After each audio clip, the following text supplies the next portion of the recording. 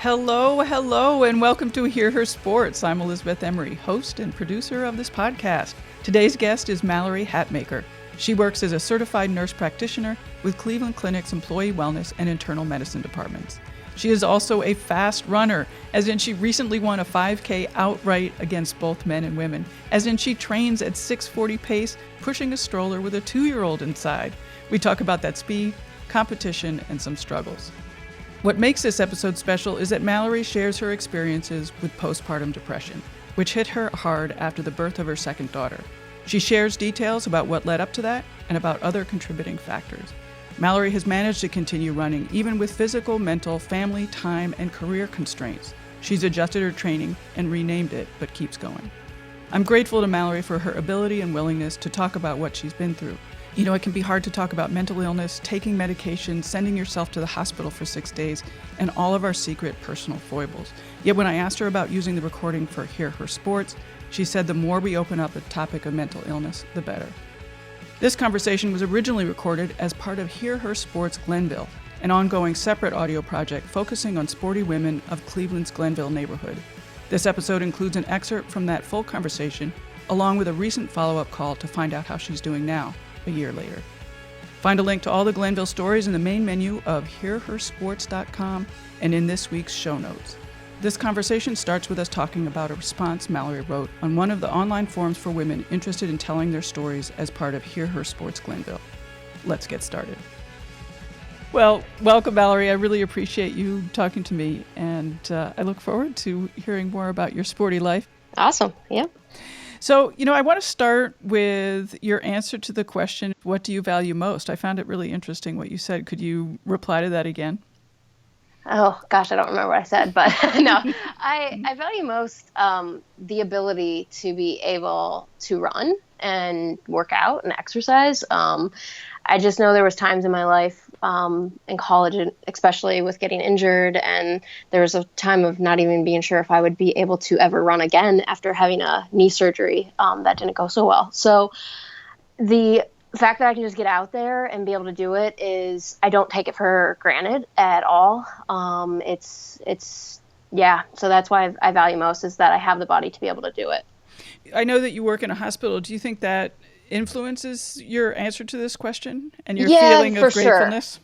Oh, for sure. I mean, I used to work in lung transplant. So here I would treat patients, waiting for new lungs, that by removing their oxygen mask, their desaturation, to brush their teeth, they couldn't even do that without, putting the oxygen right back on. And, that critical, this person can't even breathe without high flow oxygen.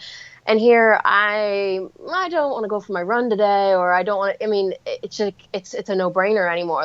These people can't even get out of a chair. So yeah, my experiences and what I've seen, and people that can't leave a hospital room, I feel like I owe it to them and to anybody, I have to get out there. I don't have a choice. Tell me a little bit more about your job. I don't exactly know what you do. So yeah, I'm a nurse practitioner. I currently work part-time at the Cleveland Clinic, and then I have a part-time job from home, and that's kind of newer in the last year. And it's worked out well with my current life situation of being a mama too. So I kind of treat acuity, like in an urgent care setting. And my job from home is nice. It's nursing homes and rehabs calling in on acuity again. So kind of emergency medicine is where I'm currently at. It's working well, but I do have a big background in transplant. How about that? Cool. Yeah. Cool. So tell me more about your sport. I know that you have a pretty decorated past in college. Yeah, I'd say I was more decorated in high school. I definitely... I used to work out 8 hours a day. That's not an exaggeration. Yeah. I was, obsessive. Not in a healthy way either, I don't believe. But it got me my scholarship and, my goals. But yeah, it was intense. It was long distance running. I was a gymnast before I was a runner. So from ages 2 till, I was, 13, 14, I decided I was a mediocre gymnast, and I realized I wasn't going to get a scholarship at, where I was. And I found running to be very easy for me, and so I knew the natural ability was more geared for the running. And so I just started to do it just because it was something to do, freshman in college or in high school. And then I realized with little training, I would lie to my high school coach that I was doing runs on my off days, but I never did. And he couldn't figure out, why, if she's running this mileage, why is she not running faster? Because, so yeah, we joke about it now. And then I became really serious because even with little training, I was still okay.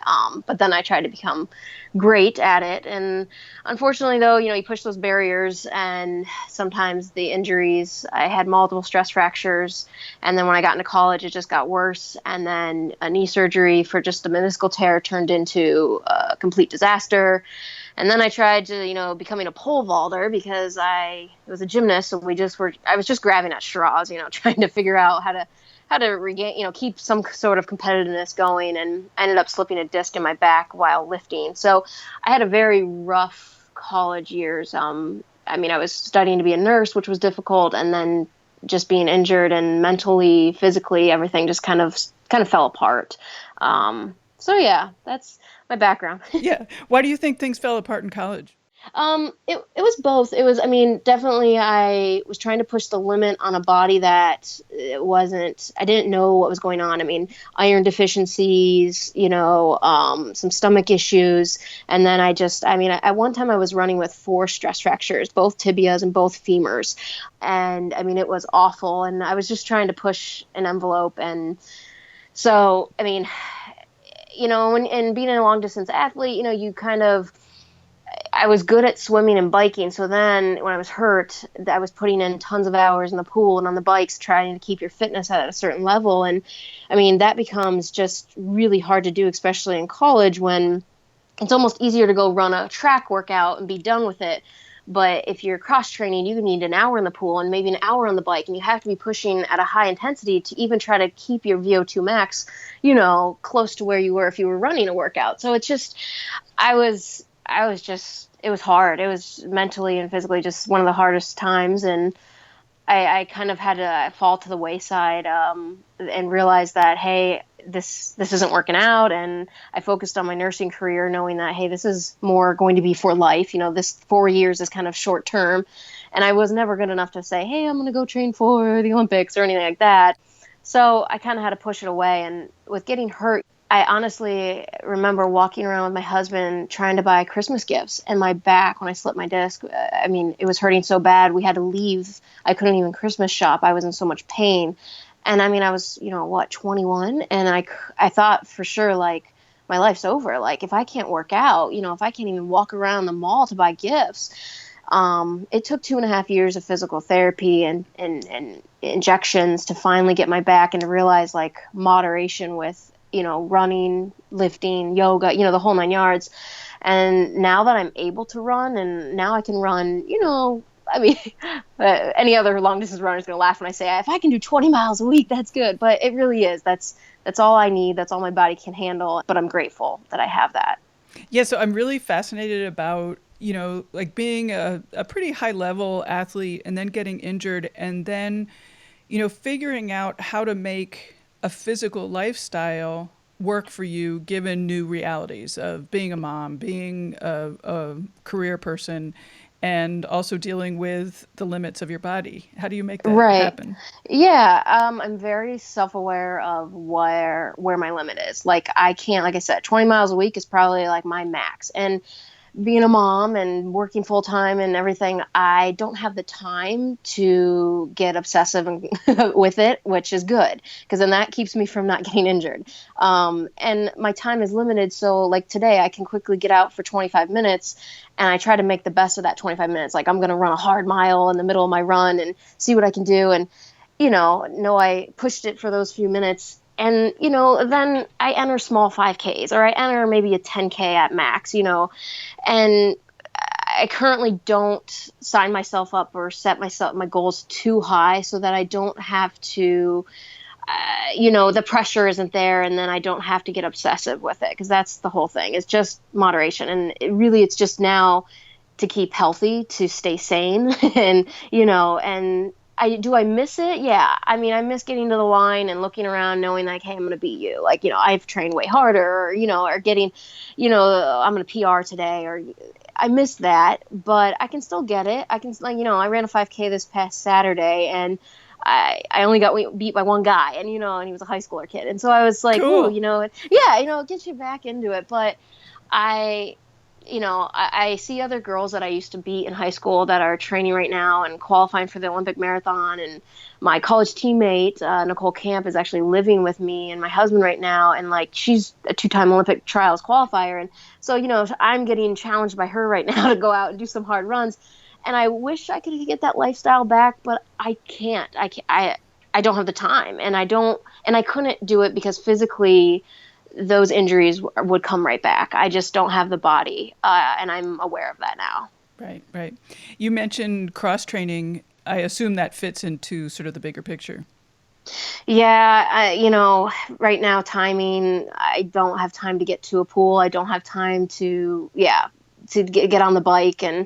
But in the future, yeah, I think as my 2 daughters will get older, I could see myself like, hey, let's get back into it. What is that? I'd be a master's. Yeah. But so yeah, it'd be fun, but not right now. Cool. It sounds like running really sort of grabbed you in a way because it was so easy. What do you like about running? It stops my mind. And this is something most recently I've loved a new appreciation for it, but it really does give me.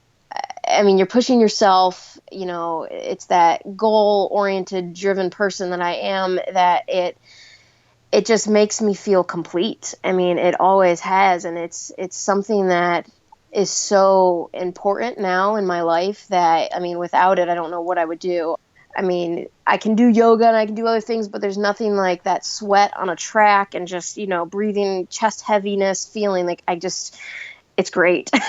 I know. So I guess it's my drug, and I guess it's a healthy drug to have, but. And what makes you good? What do you mean? Like, I don't know. Why do you think that you're a good runner? Oh, I mean, I was blessed with good genes, so I have to give that something. And, goals. I think with anything in life, if you don't have a goal with anything, you're not going to, what are you living for? So, even if I'm going out there for 3 miles, and like I said, if I just run that middle mile hard, but I tell myself, hey, let's try to hit that middle mile 6 flat, and so like I guess I'm good at pushing myself in that limit. Like when I feel like, oh, this hurts really bad, or my legs are dead, or, well, there's a lot of other things in life that hurt a lot worse. And I remind myself that, and it's, so yeah.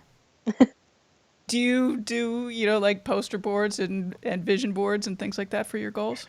Oh gosh, this is funny. So in high school, when I was a little crazy, I had above my bed a chart. I still remember it was on yellow poster board. And I mean, when I say I worked out 8 hours a day, I mean, each day had like 6 columns. And did I get my run in? Did I get my lift in? Did I do my plyometrics? Did I do my swim? I mean, I was crazy. And so I had stickers X's, and God forbid if one thing was missed, so this was obsessive. That's compulsive. I mean, I'm not like that by no means anymore with my running, which is good, but I still I make a daily to-do list.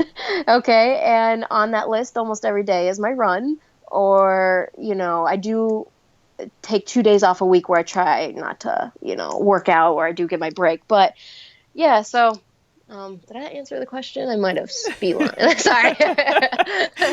Sorry. Yes, you did. So you have a daily to-do list, and you make that in the morning, or you make that at night? No, I gotta make. Okay, here we go. Yeah, I gotta make it. I make it every night. For those who know me, I used to have an acronym at the bottom, and it was like SFRND, and it meant stuff ready for next day, and that was basically a reminder to do the list. But I'm so good now that I don't even need a reminder because I have to do it. So yeah, I make a list before going to bed almost every night, and it's just in preparation of the next day or the next few days of what needs to be done. And my workouts on there just to try to fit it into the day. I guess I'm that person that needs to scratch off everything on my list, and I don't think it's a bad thing, but I do realize that sometimes the list consumes me. And yeah, so making my brain stop, this is where running pulls me away from the list, makes me not think about it, makes me not, obsess. So, Right. I actually love a good list. Do you meditate? You talk about running sort of, it sounds uh, as if running is a little bit meditative. yes, it is. I'm the best meditator when I am running because it's really the only thing so far that can stop my mind. I used to belong to a yoga roots in Cleveland Heights. I used to belong to them before having kids, and avid 5, 6 days a week. And that was also, I could lose my brain and my mind in yoga. Nowadays, yeah, running is it. I try to meditate. I mean, my goal is sometimes to wake up and do a few minutes. Like I have an 8-minute routine. I'm, I suck at it. I wish, I wish I was better because I know the benefits of it. The research that's coming out right now and where people are going with meditation and how important it is. If there was one goal that I had right now for myself, that would probably be it, would be to try to meditate more. I mean, for sure. So yeah, it's a work in progress. Right. I understand.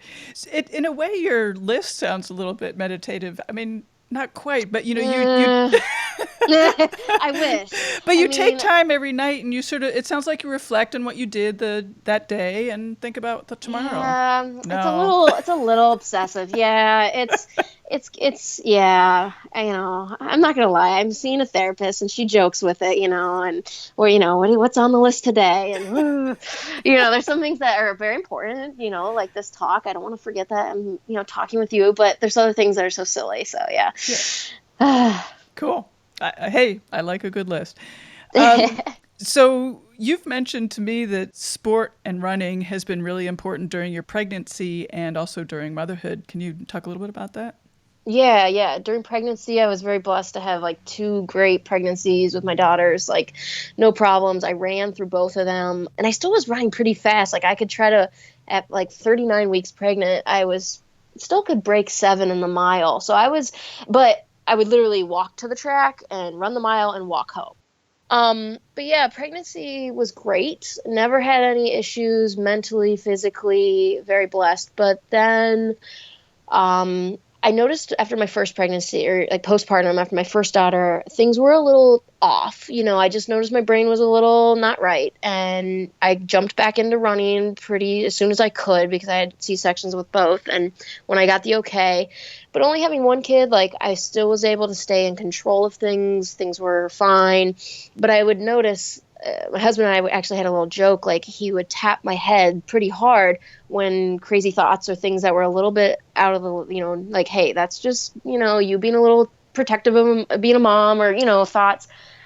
And then we had our second daughter and things were really well for the first 4 or 5 weeks. I did try starting to work from home around 5 weeks and a panic attack happened. And it was severe and it was debilitating, crippling. And it lasted for like 2 or 3 days. And I didn't really know what was going on. I didn't recognize anything. I just knew something, and then the next week or two, I got sick. Everything just started spiraling. I wasn't eating. I lost 8 pounds in 2 weeks. I wasn't sleeping.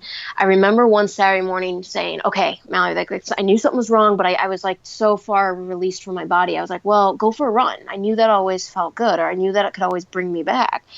And we live here in Glenville, and I went around Wade Oval, just to like do, a nice, peaceful loop. But I was so ramped up with cortisol, adrenaline, and now I was running. And so my heart rate was already, normal Mallory heart rate is like 50s. And I was before even running at like 120. And so here the running made it worse. Nothing could pull me out of the state I was in. And it got so severe. I got admitted to the hospital. I was in the hospital for 6 days. It's an awful thing to ever have to go through, but it was the best thing that could have ever been done. And now in the past 5 months, what I have learned about myself, what I'm still learning, what I'm still trying to conquer and fear, coming out of that, And it's funny, when I was in the hospital, they had a treadmill and a bike. I was on a very well controlled, it was kind of called the mood floor, and it was voluntary to be there. I met some great people. It was great. So anyways, they had this exercise room, and, they're like, hey, we know you're a big runner. But I was so ramped up. And here, I mean, I'd lost so much weight. I wasn't eating. I wasn't sleeping. I hadn't slept in 4 days. I'd slept a total of 8 hours. I mean, it was awful. And it's not good sleep. It's, so, I mean, I couldn't even, just walking around, I was already sore, your body's just going through something so great. So yeah, I've come to realize that taking care of me, and that includes working out and making myself a priority is got to be number one. And I hate saying that, because as a mom, like, no, like, my kids have got to be number one, and they've got to, and they are. But if I start obsessing about them and compulsing like I was, then I turn myself into a panic, and I worry. I never could understand when you heard like mom saying, oh, I check on my kids and make sure they're breathing. I didn't do that, but I was doing very similar things. I mean, I was paranoid that, something was wrong or this wasn't right. And so running has now become so much more for me. It's a must. It has to be there, because it's part of my treatment. It's part of, to be the best mom and to be the best wife and best nurse practitioner, I have to, be the best me. And the only way I am is if I, keep it all kind of balanced in moderation. So that was really long-winded. There's a lot more I could go into, but I don't think anybody want to hears any more. Well, about I have a question. I don't know that much about postpartum depression. It's chemical? So like a chemical switch happened? Yeah, at 6 weeks postpartum is where big things change. At 6 weeks, I was not realizing what was going on. I was planning my 2-year-old's birthday party, and then I got sick. I came down with flu-like symptoms, and we're thinking that combination of that taking place, I was running fevers of like 102. I'm trying to breastfeed, everything's just, and then yes. So it was, yes, combination of the chemicals and everything. Yeah. Your hormones basically take a nosedive at 6 weeks. Well, it's like 4 to 6. And yeah, mine just spiraled, and I kind of felt like, oh, well, this was it. Let me go, I had to go in the hospital, had to get things figured out, take some medications, and I'm fixed. And for about 3-4 weeks, like I was like, I kind of was like living on little highs and like, I got this.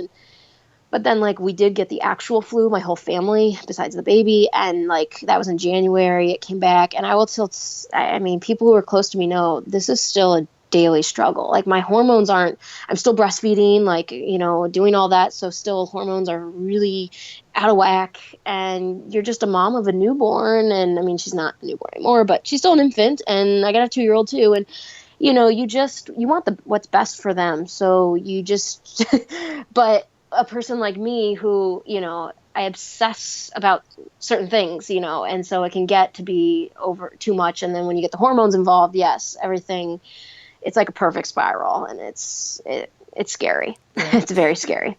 Did you have PMS problems? I have real PMS problems, and I can feel when it's happening. Well, okay, so I know a lot of other athletes can relate. I actually was, like in high school and college, had the female athlete triad syndrome, so where you don't have your, periods because you're so low body fat and, so much running. So I'm very like sporadic. Like we had to use fertility help to get pregnant both times. And like, and I'm very aware of, I don't probably have all these female hormones that most women do. And, I get all that. I mean, so no, I never really had periods, and B, never really had PMS. Like, so I think too, that also played into my disadvantage of, hey, you just had a baby and now all these hormones are going crazy, and here's a C-section thrown at you and this and da-da-da, and now you're breastfeeding. So I think my body naturally, I'm a person that just has never had to deal with like severe PMS and hormones and periods and all this crazy stuff. And so when it was thrown at me, I don't even know how to handle it. Yeah. So I think it's not good for me, but yeah. Oh, that's a really interesting perspective. Yeah. So what is your training like now? And cause you said that you're determined to do it pretty much every day other than the 2 rest days. Yeah. Training. Do you call it training? No, I don't. It's not, because it's it's my treatment. It really is treatment. So it's to get out there and to breathe really heavy and hard, like if I can. So some days it's pushing the stroller for 4 miles, and maybe those middle 2 miles I'll try to see like, hey, can I push the stroller 640 pace for 2 miles? And that's pretty hard, especially with a 2-year-old. So, and then the next day maybe it's, it's funny. There's no such thing as long runs anymore because I do still struggle with, I don't want to be gone for more than 30 minutes. It's really, I feel bad. I feel guilty being away from my kids. I don't want, I can't, I'm still not able to make myself that much of a priority. So 30 minutes is usually my max. So maybe a longer run is 4 miles a day. But most days I maybe run 3 miles. Like I said, my college teammate's here, and she's, of course, training for the marathon. So, I threw in some 800s with her on the track this week, and that was fun. Or we did some mile repeats last week, but I mean, that's it. It's just what I can do.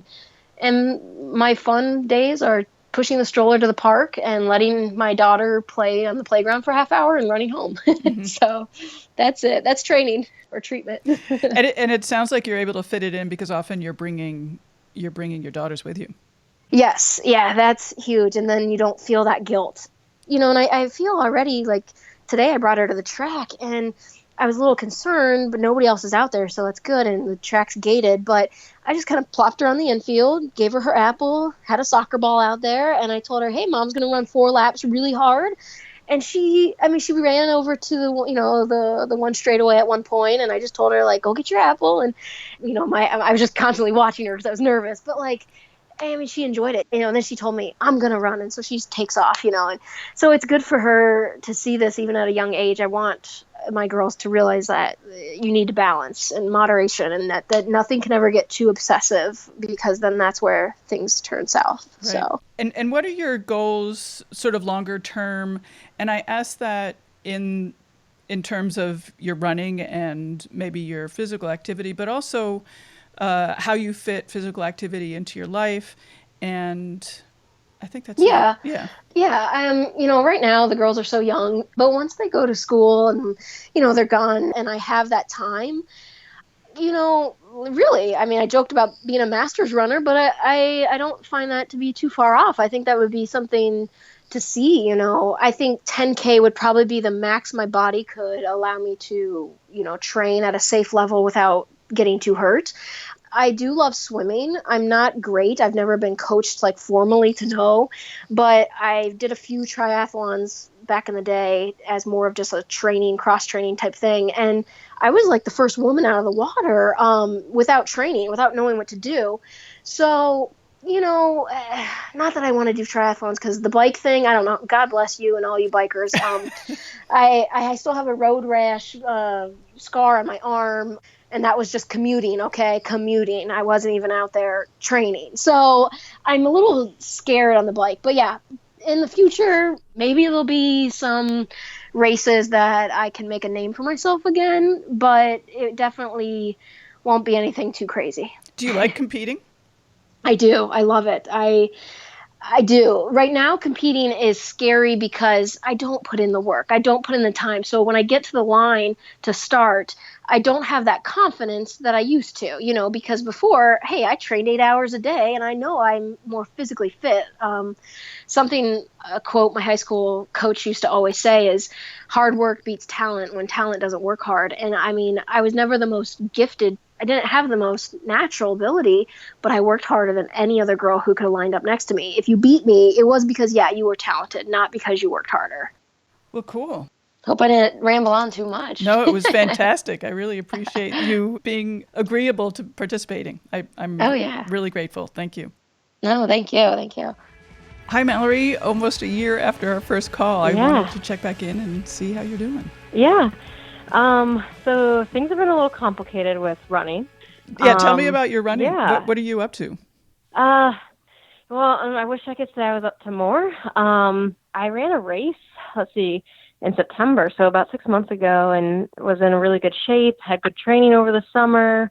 Nothing crazy, but just things were going well, and I ran a 5K and actually won it, and it was pretty cool because my best friend and college teammate ran the 10K, and she won the 10K. So it was like two Oh, women, so fun. and when we beat the guys, yeah, it was so cool. So we kind of, and is it funny, or I felt a little bit, I don't know what the right word is, but like I was and not embarrassed, but like a little bit like trying to like hide, like, afterwards everybody's coming up to you and you're just, but I wanted to like, because I don't know why I felt bad for being the guys, and like my teammate finishes and she's like, oh, this is great. Like, but it's almost like I felt like people were going to think we were doping, right? Like you almost had this like, because, it was just so weird. And, but no, we have good genes and we, train well. You and train hard. it was yeah. just, yeah. So, it was one of those things. So it was pretty cool. And after she said that, I was like, wait a minute, I shouldn't feel guilty for, beating the guys, stop it. Like, I was then mad at myself for having those feelings.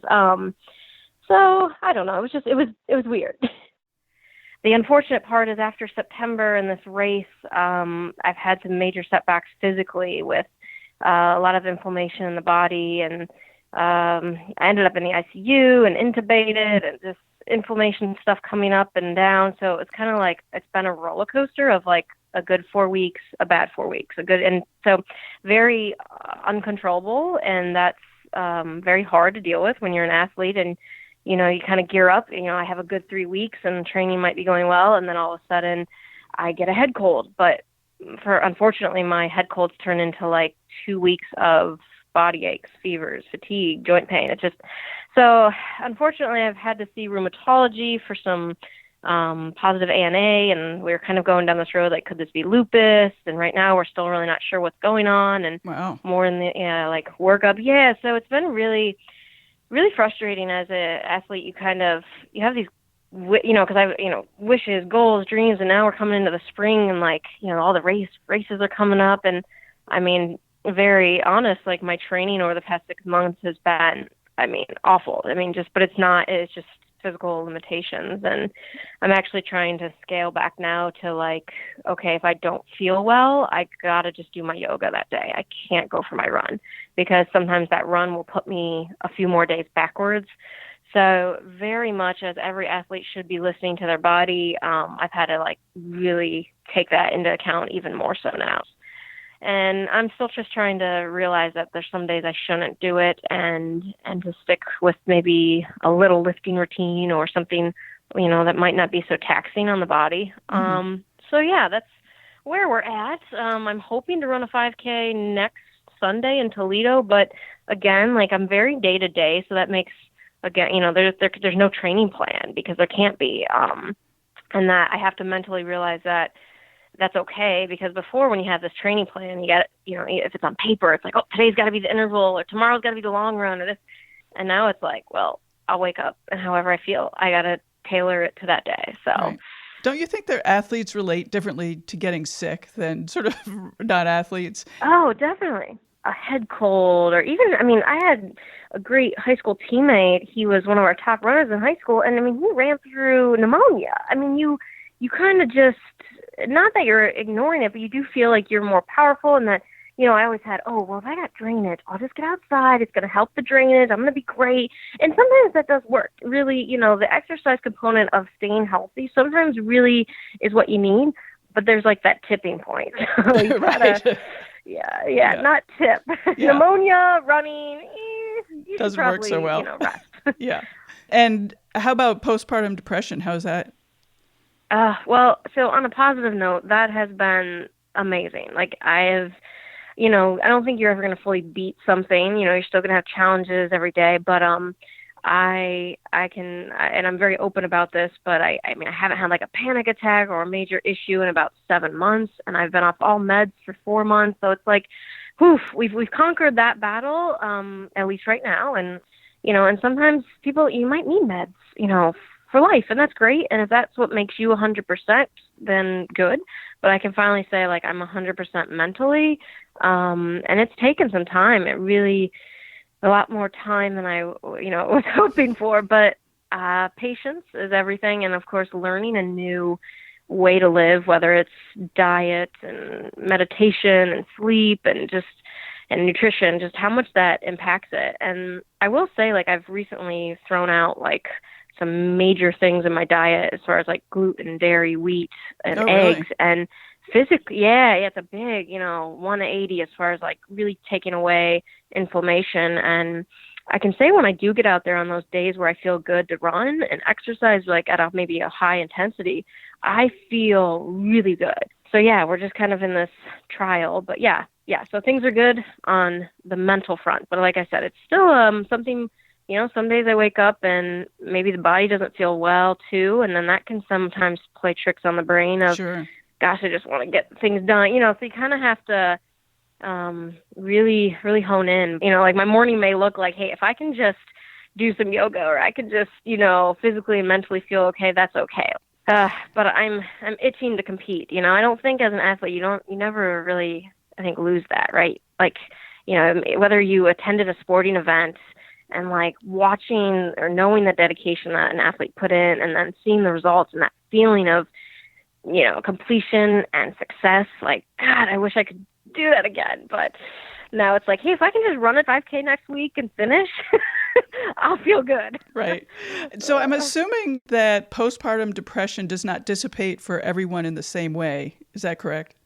No. Yeah, right. It's something that can be years or lifelong or, and that's okay. I think you just have to take your situation into hand. And I've learned a lot through like, a good therapist and, everything about just, you kind of learn a lot about yourself. Like for 30 years, I just thought I had this resilience built up about my life and, thought I could muster through everything. And I was really good at that.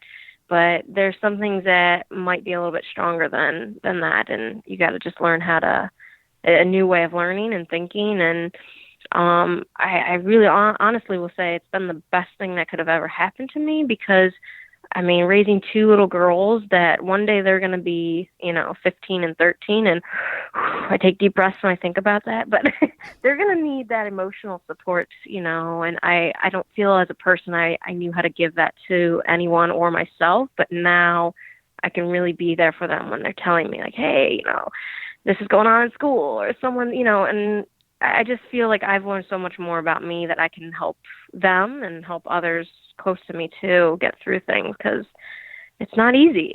It's not at all. Well, I really appreciate you being so honest and open about what you've gone through since the birth of your children. And I'm also really fascinated that you are saying that it's the best thing that happened to you.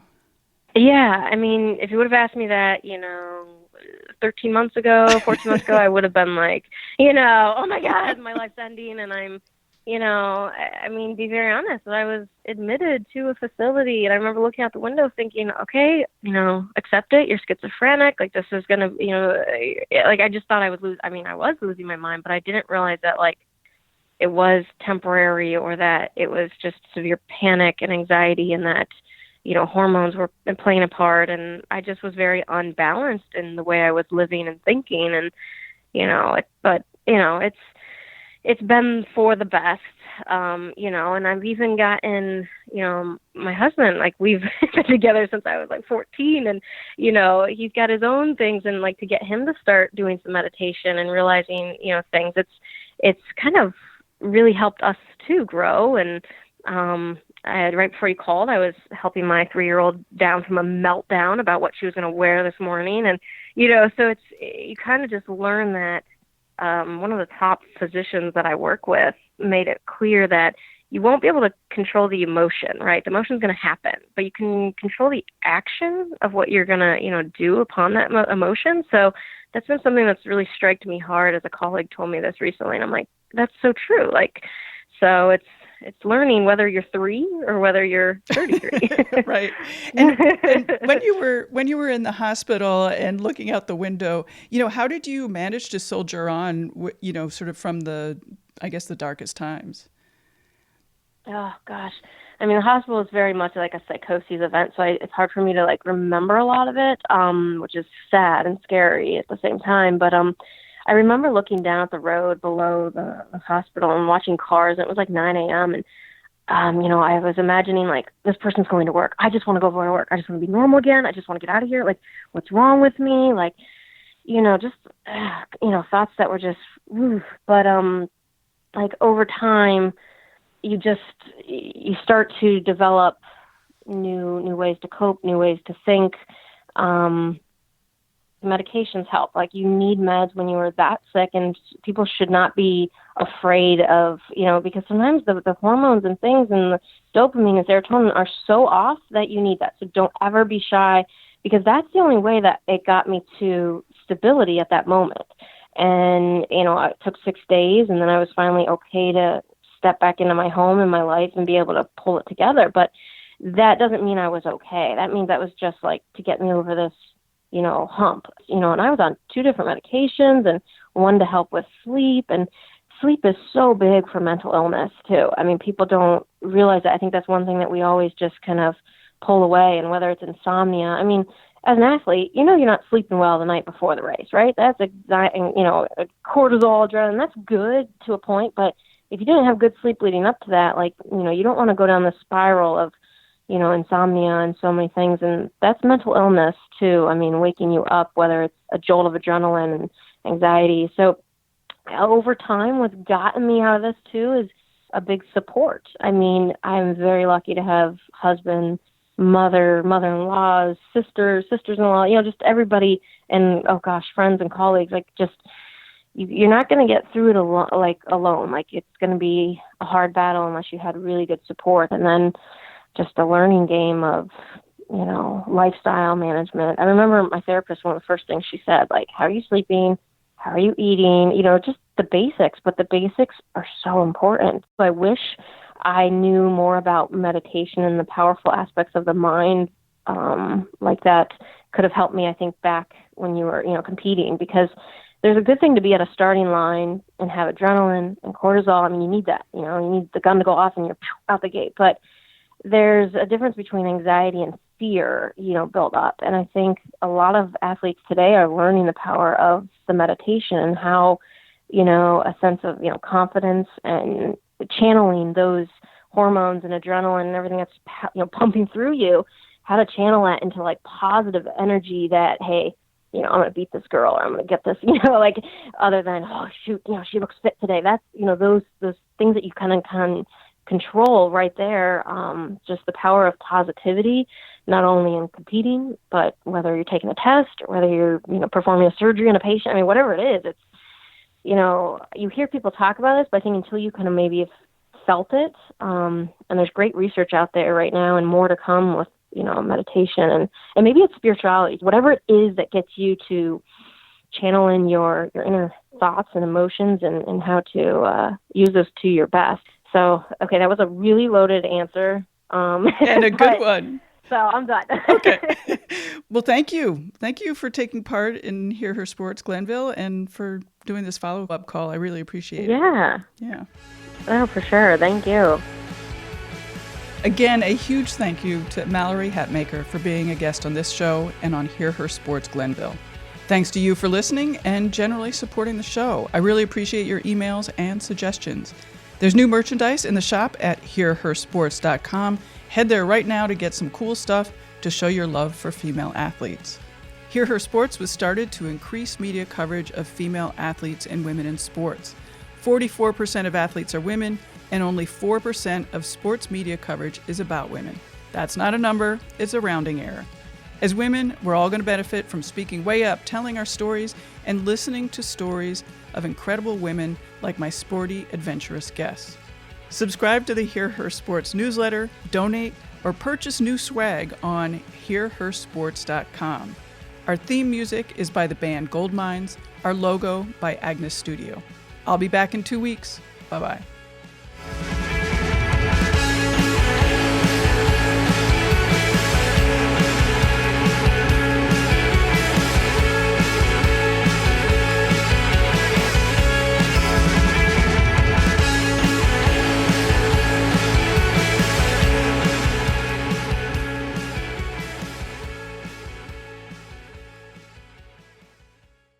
Women's Running Stories, where we explore the intersection between running and life.